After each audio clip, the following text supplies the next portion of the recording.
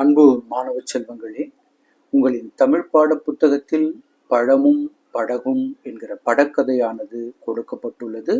அவற்றை தற்போது பார்க்கலாம். தொடர்ந்து வீடியோக்களை வெளியிட உங்களின் ஆதரவு தேவைப்படுகிறது. சேனலை லைக் பண்ணுங்க, ஷேர் பண்ணுங்க, சப்ஸ்கிரைப் பண்ணுங்க. ஒரு காடு, படம் 1 பார்க்கிறோம். ஒரு காடு, அந்த காட்டிற்குள் விலங்குகளும் பறவைகளும் சேர்ந்து ஒரு வீடு கட்டி இருக்கின்றன. அது மர கட்டைகளாலும் குச்சிகளாலும் அவைகள் கட்டியிருக்கின்றன. அந்த வீட்டிற்குள் இருந்து பறவைகளும் விலங்குகளும் பழத்தோட்டம் செல்ல திட்டமிட்டன. உண்பதற்கான பழங்களை சேகரிக்க அவைகள் திட்டமிட்டு செல்கின்றன. அவைகள் எப்படி செல்லுகின்றன? நீரோடையின் வழியாக, அருகில் இருக்கக்கூடிய நீரோடையில் படகை செலுத்தி செல்கின்றன என்பதை 2வது படத்தில் பார்க்கிறோம். பழங்களை சேகரிப்பதற்காக குரங்கும் முயலும் பறவைகளும் படகில் ஏறி செல்கின்றன. அப்பொழுது அவைகள் உடன் பழங்களை சேகரிக்க கூடைகளையும் எடுத்து செல்லுகின்றன. 3வது படத்தில் பார்க்கிறோம். பழமரங்கள் இருந்த பகுதியை பறவைகள் அடையாளம் கண்டு பழங்களை மரங்களிலிருந்து பறித்து பறித்து கொத்து கொத்தாக கீழே போடுகின்றன. சில பறவைகள் அதை அப்படியே கொண்டு வந்து கூடையில் கொத்து கொத்தாக வைக்கின்றன. 4வது படத்தை பார்க்கிறோம். அதிலே பறிக்கப்பட்ட பழங்கள் கூடைகளில் இருக்கின்றன. கூடைகள் படகிலே ஏற்றப்பட்டு படகு புறப்பட தயாராகிறது. அந்த பழங்களின் எடை தாங்காமல் படகு தள்ளாடுகிறது. இன்னும் சிறிது நேரத்தில் அதை அப்படியே விட்டால் படகு கவிழ்ந்து விடும் போலிருக்கிறது. இந்த சூழலை புரிந்து கொண்ட விலங்குகளும் பறவைகளும் சேர்ந்து ஒரு நுட்பமான சிந்தனை செய்கின்றன. எப்படி படகினுடைய எடையை குறைப்பது? எடையை குறைத்தால் படகினுடைய தள்ளாட்டம் நின்றுவிடும். உடனடியாக பறவைகள் கொத்து கொத்தாக அந்த கூடைகளில் இருந்த பழங்களை எடுத்துக்கொண்டு ஒவ்வொன்றும் தனித்தனியாக எடுத்துக்கொண்டு செல்லுகின்றன. உடனே படகினுடைய எடை சீராகிறது, குறைகிறது. அதனால் படகினுடைய தள்ளாட்டம் குறைகிறது. படகு புறப்படுகிறது. புறப்பட்ட அந்த படகானது வீட்டை அடைகிறது. வீட்டை அடைந்த உடனேயே விலங்குகளும் பறவைகளும் பழக்கூடைகளை கரைக்கு கொண்டு வந்து வைக்கின்றன. அப்பொழுது குரங்கு, நாம் ஜெயித்து விட்டோம், நாம் வென்று விட்டோம் என்று கைகளை உயர்த்தி சிரிக்கிறது. சிக்கலிலிருந்து நாம் மீண்டு விட்டோம், வெற்றிகரமாக பழங்களை சேகரித்து கொண்டு வந்து விட்டோம் என்று கைகளை உயர்த்தி சிரிக்கிறது. அதை பார்த்து ஆமோதிப்பது போல் முயலும் சிரிக்கிறது. பறவைகள் எல்லாம் சத்தம் எழுப்பி அதை ஆமோதிக்கின்றன. சிக்கலான நேரங்களில் நுட்பமாக சிந்தித்தால் நமக்கு ஒரு விடை கிடைக்கும். அந்த விடையை வைத்து விரைவாக செயல்பட்டால் நம்மால் அந்த சிக்கலிலிருந்து மீள முடியும் என்பதை இக்கதையானது நமக்கு உணர்த்துகிறது. அடுத்து பெயரை சொல்வோம், எழுத்தை அறிவோம். முதலில் இருக்கக்கூடிய இந்த படம் என்ன? இது குடை. பெயரை சொல்வோம். குடை. இது என்ன? குளம்.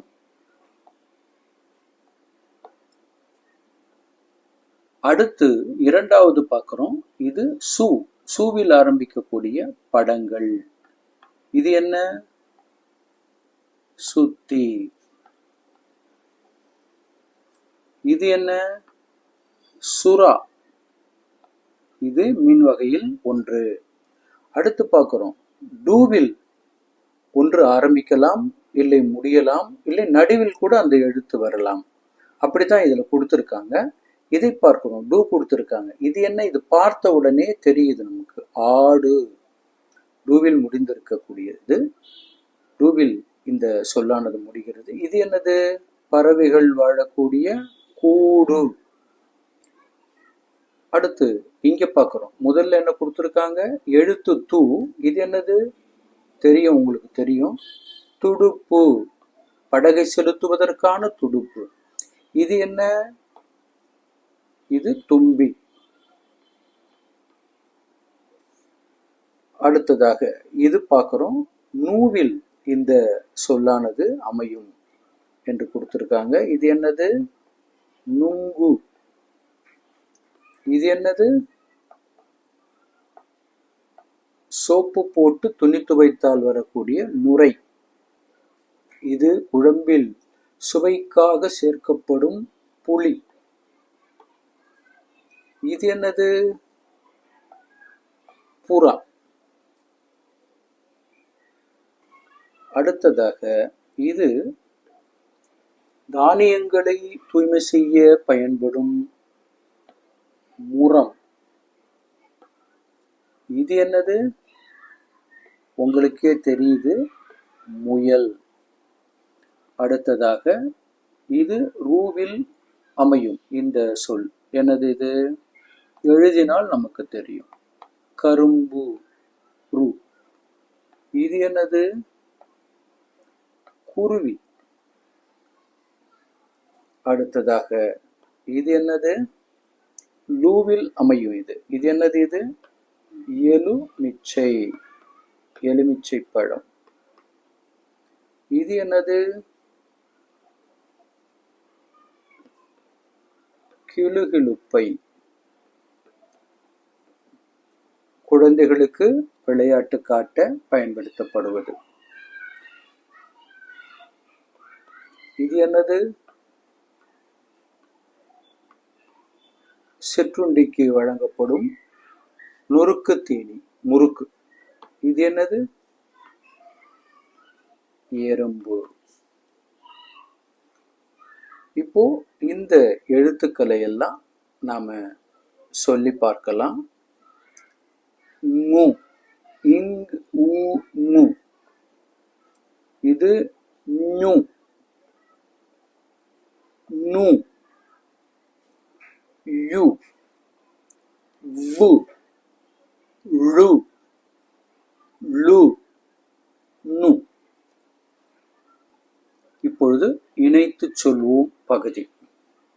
இந்த எழுத்துக்களை சேர்த்து சொல்லுகிற போது மெய்யெழுத்தையும் உயிரெழுத்தையும் சேர்த்து சொல்லுகிற போது உயிர்மெய் எழுத்தானது பிறக்கிறது. இது மெய்யெழுத்து, இது உயிரெழுத்து, இது உயிர்மெய் எழுத்து. இதை எப்படி இணைத்து சொல்வது? இக், உ. அதை மீண்டும் மீண்டும் சொன்னால் கூ கிடைக்கும். இக், உ. இக்கு, இக்கு, இக், உ, கு. இங்கு, இங், உ, நு. இச், உ, சு. இஞ், உ, நு. இட், உ, டு. இன், உ, நு. இத், உ, து. இந்த், உ, நு. இப், உ, பு. மு, யு, ரு, லு, வு, ழு, ளு, ரு, நு. எழுத்துக்களை இப்ப நம்ம படிக்கலாம். கு, மு, சு, நு, டு, நு, து, நு, பு, மு, யு, ரு, லு, வு, ழு, ளு, ரு, நு. இப்பொழுது நாம் எழுதி பழகுவேன் பகுதிக்கு வருகிறோம். இதை அப்படியே எழுதலாம்.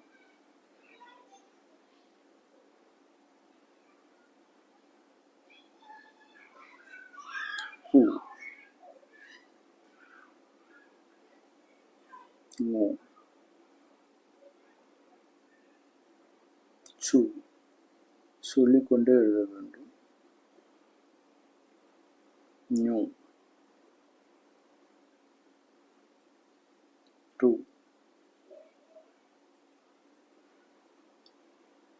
நு,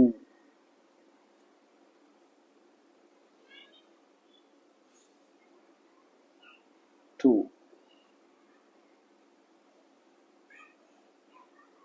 நு, கு, மு, யு, ரு,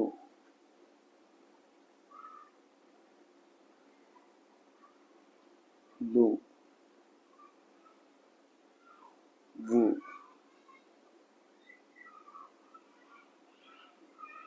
ரு,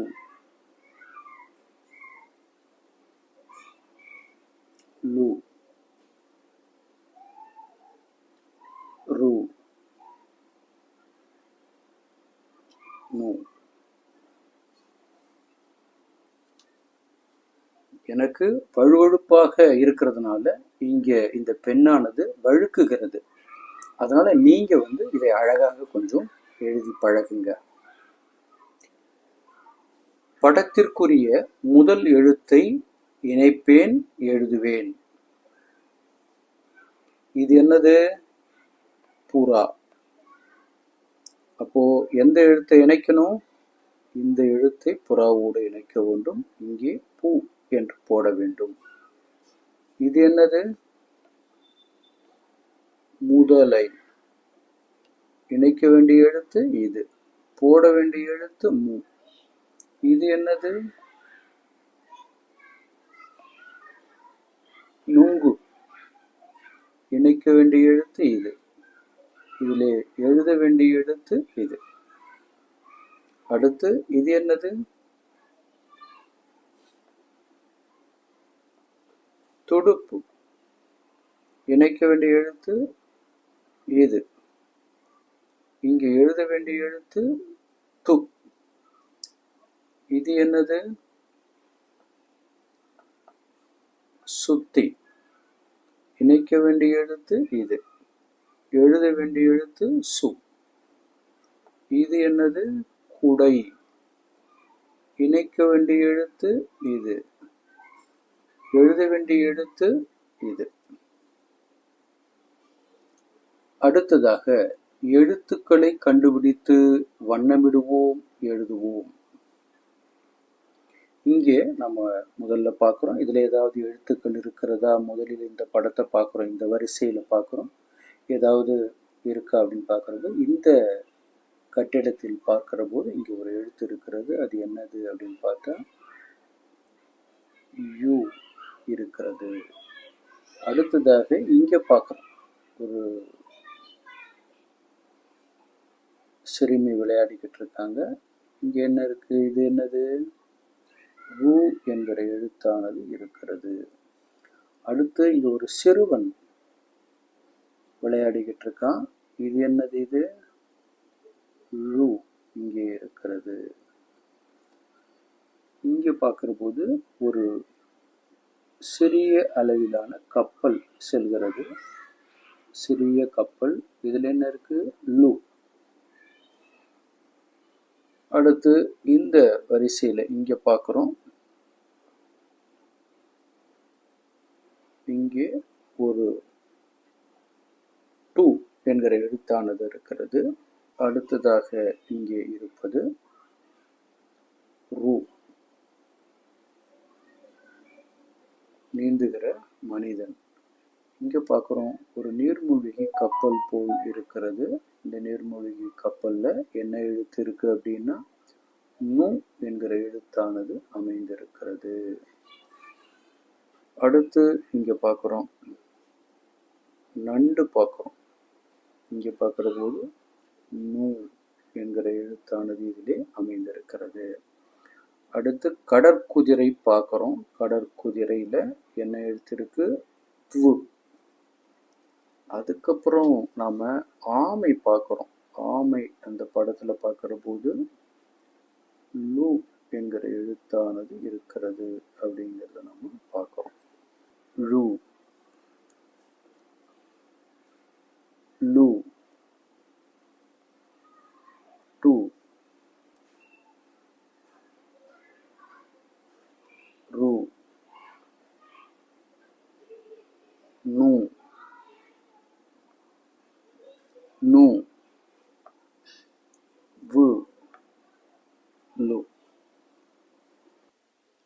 படித்துப் பார்ப்போம்.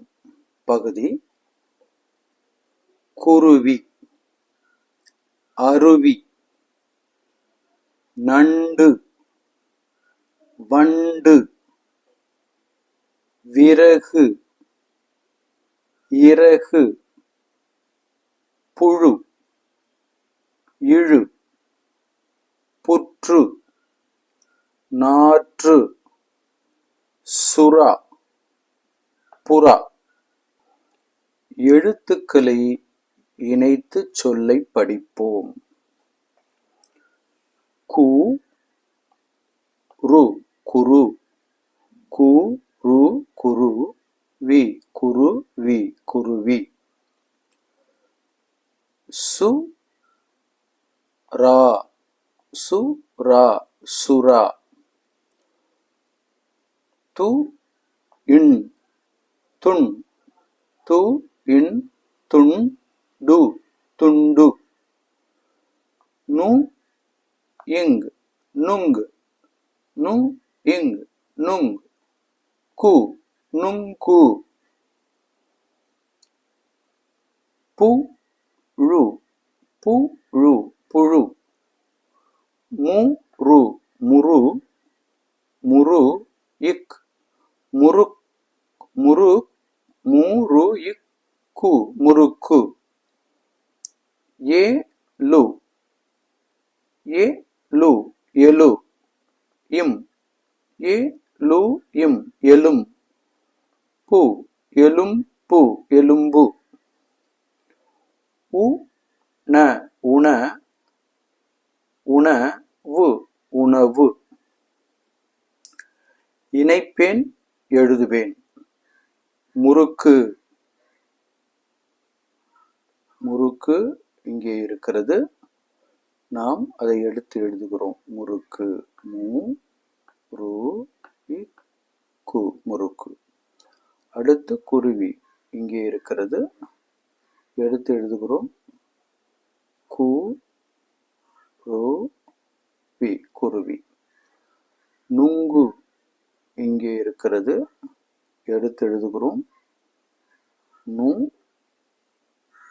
இங்கு, நுங்கு. உணவு எங்கே இருக்கிறது? இங்கே இருக்கிறது. உ ந உ, எடுத்து எழுதியிருக்கிறோம். புழு எங்கே இருக்கிறது? புழு இங்கே இருக்கிறது. எடுத்து எழுதுகிறோம். புழு, புழு. சுறா எங்கே இருக்கிறது? இங்கே இருக்கிறது. சொல்லை எடுத்து எழுதுகிறோம். சுறா. துண்டு எங்கே இருக்கிறது? இங்கே இருக்கிறது. துண்டு. சொல்லை எடுத்து எழுதுகிறோம். து இண்டு, துண்டு. எலும்பு எங்கே இருக்கிறது? இங்கே இருக்கிறது. இதை நாம் எடுத்து எழுதுகிறோம். எலும்பு, எலும்பு. படிப்போம். சொல்ல கேட்டு எழுதுவோம். எழுதுவதற்கு தயாரா? சொல்லலாமா? அழகு, அழகு. எழுத்து கூட்டி எழுதணும். அ ழ கு என்பது போல். அழகு. கயிறு, கயிறு. துளிர், துளிர். பணிவு, பணிவு. குளிர்காலம், குளிர்காலம். அடர்ந்த காடு, அடர்ந்த காடு. எழுதிப் பழகுவேன்.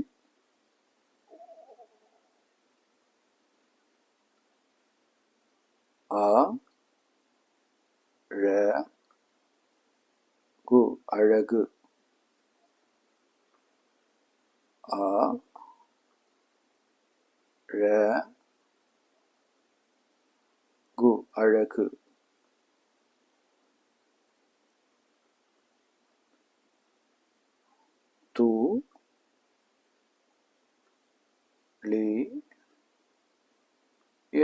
துளிர்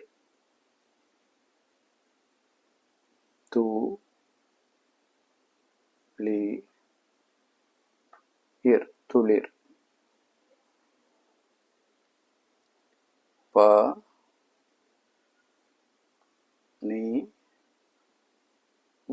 பணிவு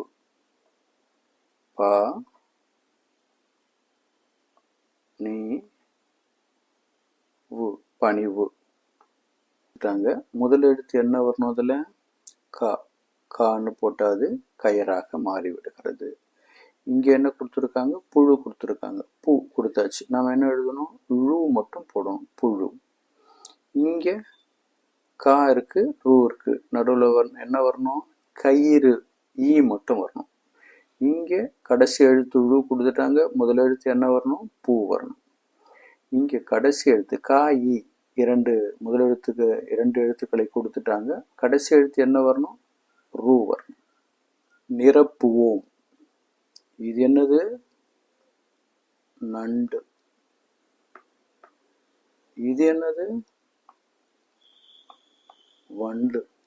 இங்க நான் இருக்கு, இன்னும் இருக்கு. என்ன வரணும்? டூ மட்டும் வரணும். இங்கே வா இருக்கு, எண் இருக்கு, டூ மட்டும் வரணும். வண்டு. இது சரியானது. அடுத்து இதே போல் இங்கே மேலே உள்ளது உணவு. இது கதவு. இங்கே உணவு அதை போடுறோம். இங்கே கதவு சரியாக அமைந்து விட்டது. அடுத்ததாக பார்க்குறோம். இங்க இது என்னது? கரும்பு. இது என்னது? அருவி. இங்க பார்க்குறோம். அ ரு வி க ரு இம்பு. இங்க ரு என்கிற ஒரே ஒரு எழுத்தை போட்டா 2 சொற்களுக்கும் அது பொதுவாக அமைந்து விடுகிறது. கரும்பு, அருவி. அடுத்து இது கழுகு. இது விழுது.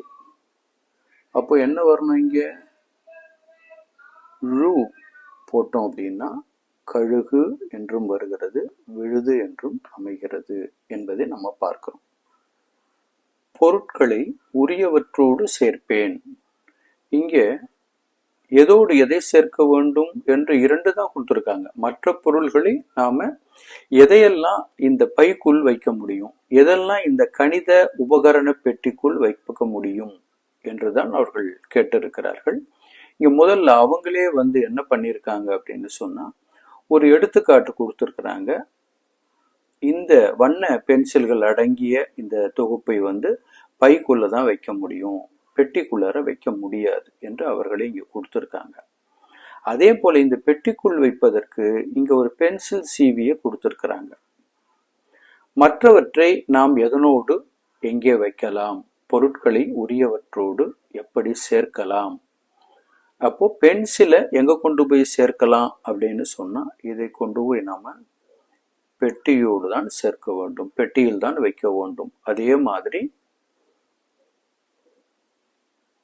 அழிப்பான், இதையும் இங்கதான் கொண்டு போயிட்டு வைக்கணும். புத்தகத்தை கொண்டு பையிலே வைக்க வேண்டும். அப்புறம் தண்ணீர் புட்டி, இதை எங்கே வைப்பது? இதையும் பையில தான் வைக்கணும். என்னை வரைவேன், நான் செய்யும் செயல்களை இணைப்பேன். முதலில் மாணவர் தன்னை இங்கு வரைந்து கொள்ள வேண்டும். அவர் ஒரு நாளில் காலையில் எழுகிறார் என்றால் என்னென்ன பணிகளை எல்லாம் அவர் செய்கிறார்? முதல்ல அவர் என்ன பண்ணுவார் அப்படின்னு பார்த்தா,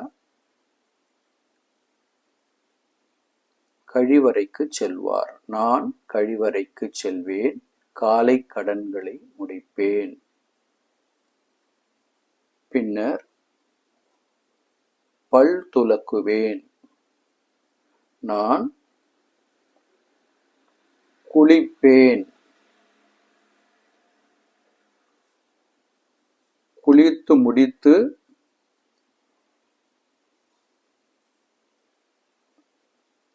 தலையை சீவிக்கொள்வேன். பின்னர் அம்மாவிற்கு சமையலறையில் உதவுவதற்காக வந்து அவர்களுக்கு பழம், காய்கறிகளை தண்ணீரில் கழுவி கொடுப்பேன். பின்னர் உணவு அருந்துவேன். உணவு அருந்திய பின்னர் கைகளை கழுவுவேன்.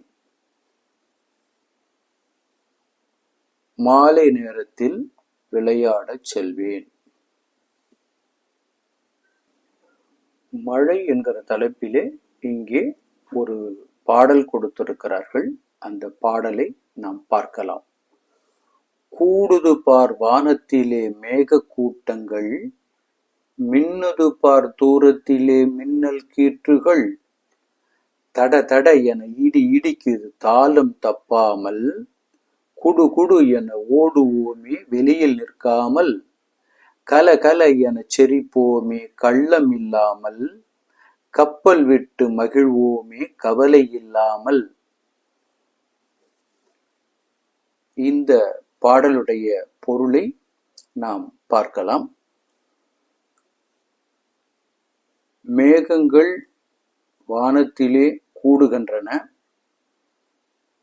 அதிலே மின்னல் கீற்றுகள் தோன்றுகின்றன. மின்னல் கீற்றுகள் தோன்றிய உடனேயே இடி இடிக்கும் சத்தமானது கேட்கிறது. தாளம் தப்பாமல் கேட்கிறது. நாம் வெளியில் நிற்காமல் வீட்டிற்குள் குடுகுடுவென்று ஓடிவிடுவோம். நாம் மகிழ்ச்சியாக இருக்க மனதில் எதையும் வைத்துக் கொள்ளாமல் கலகலவென சிரிக்க வேண்டும். மழை நீரானது ஓடுகிறது. அதிலே கப்பல் விட்டு மகிழ்வோமே கவலை இல்லாமல் என்று இந்த பாடல் அழகாக அமைக்கப்பட்டிருக்கிறது. பெயரைச் சொல்வோம், எழுத்தை அறிவோம். இது கூடாரம்.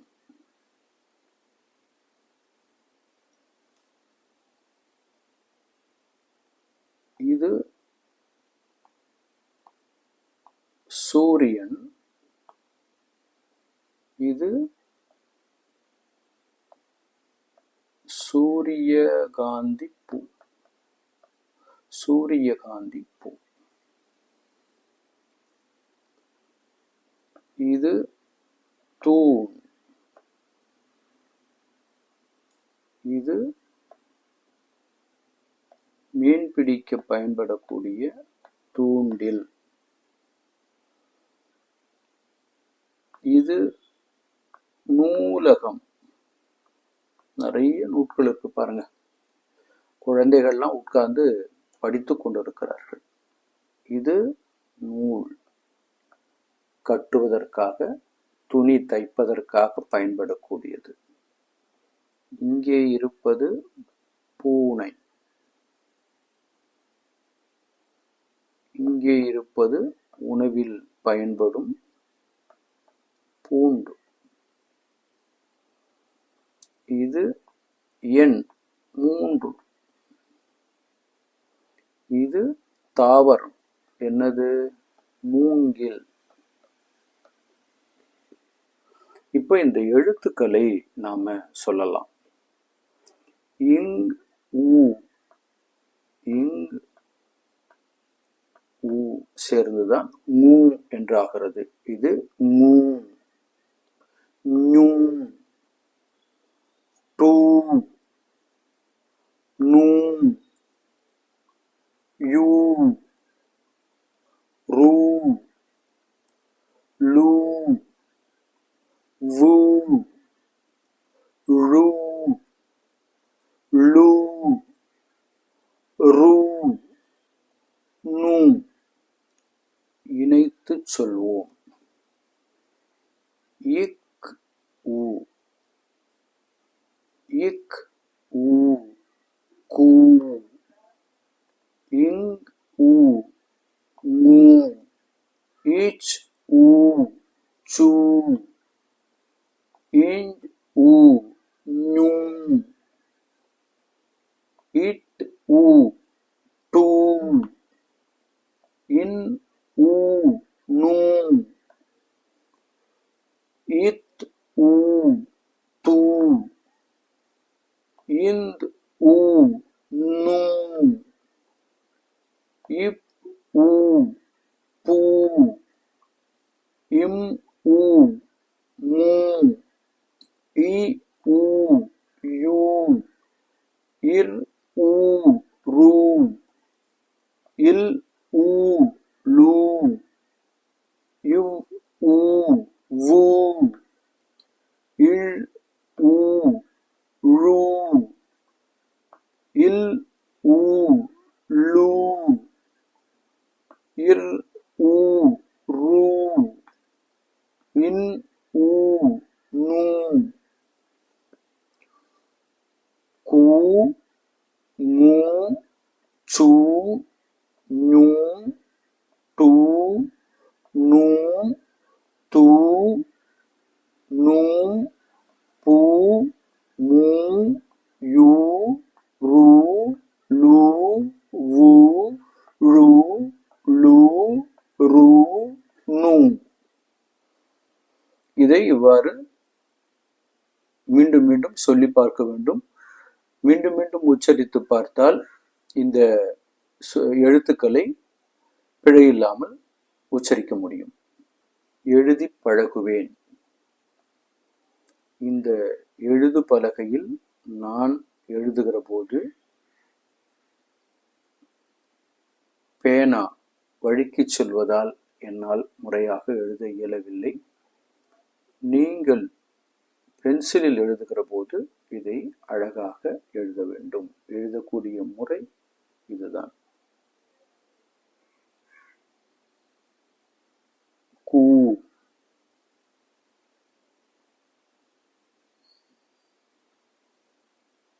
மூ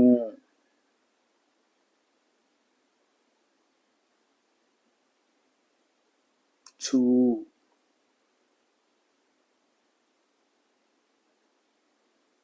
ஞூ. எழுதுகிறவங்க சொல்லிக்கொண்டு எழுத வேண்டும். டூ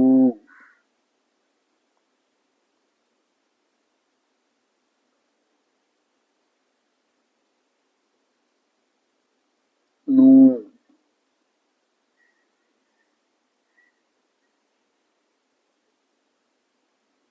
தூ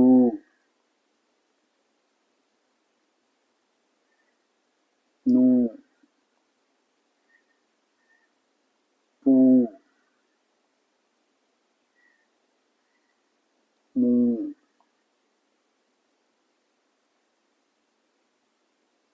யூ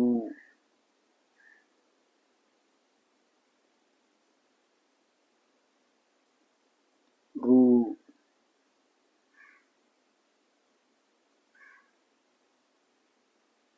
லூ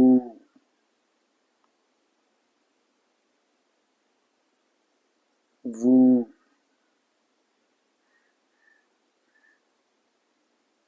ழூ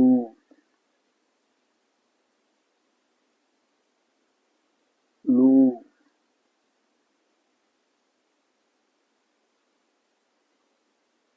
ரூ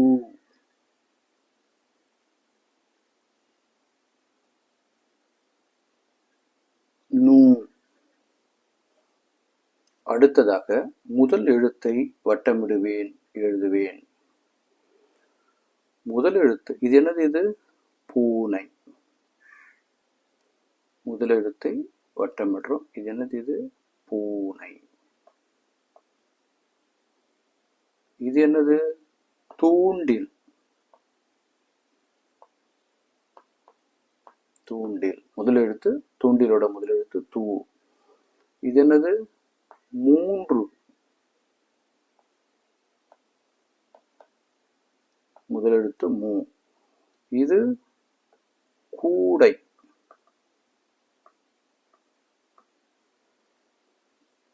இது நூல். இது சூரியகாந்தி பூ.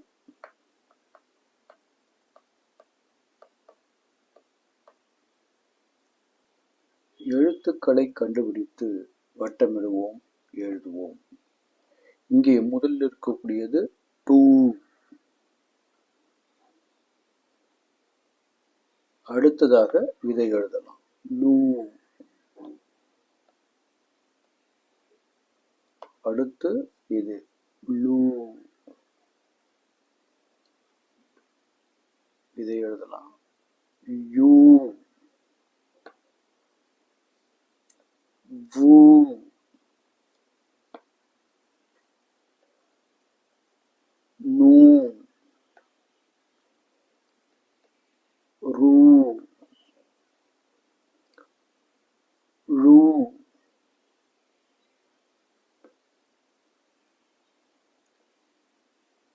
நூ. ரு. படித்துப் பார்ப்போம். கூடி, கூடி. மூடி, மூடி.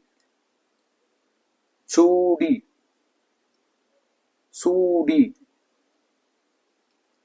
நூறு, நூறு. கூறு, கூறு.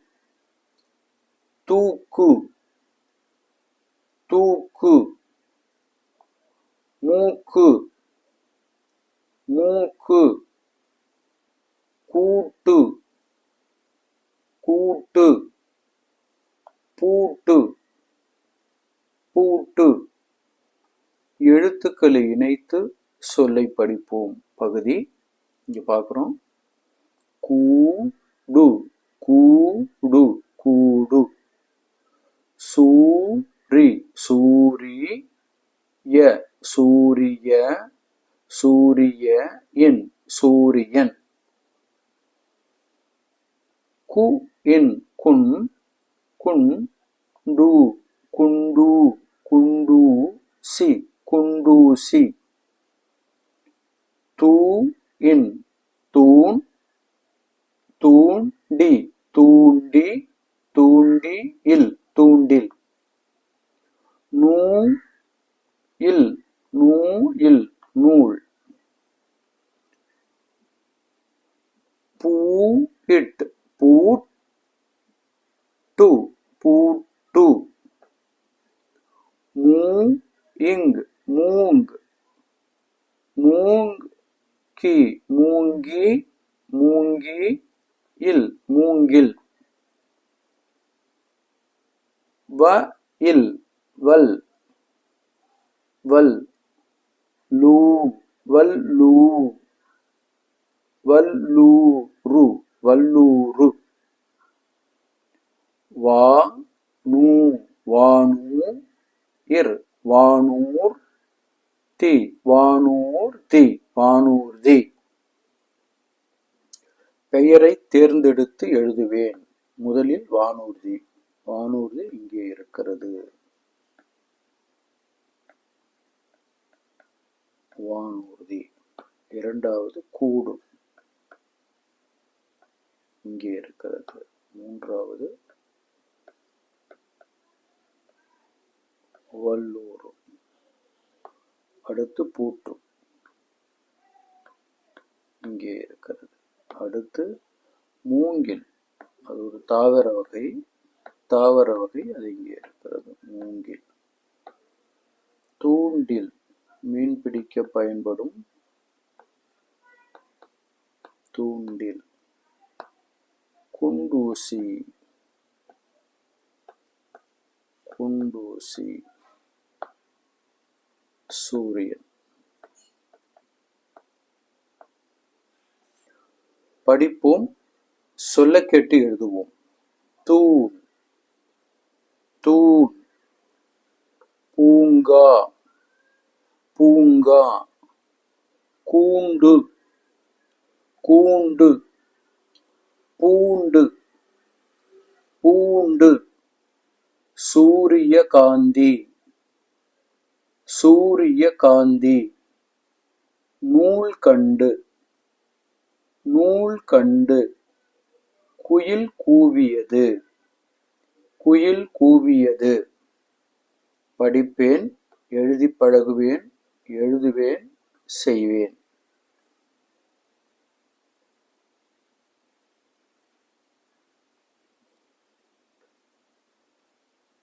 பூ இங்கா, பூங்கா.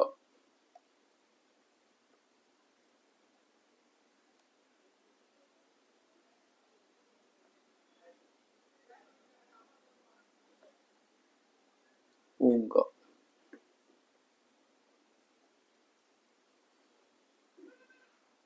தூ இன், தூண். தூ இன், தூண். வீடு, வீடு, வீடு. இங்கே விடுபட்ட எழுத்துக்களை நாம் எழுத வேண்டும். இது என்ன? பூண்டு. அப்போ இங்க என்ன வரும்? பூ, பூண்டு. இது என்னது? நூல். ஆகவே இங்க என்ன வரும்? நூல். விடுபட்ட எழுத்து அதுதான். இங்க மறுபடியும் பூண்டு வந்திருக்கு. பூ இன் டு. இப்போ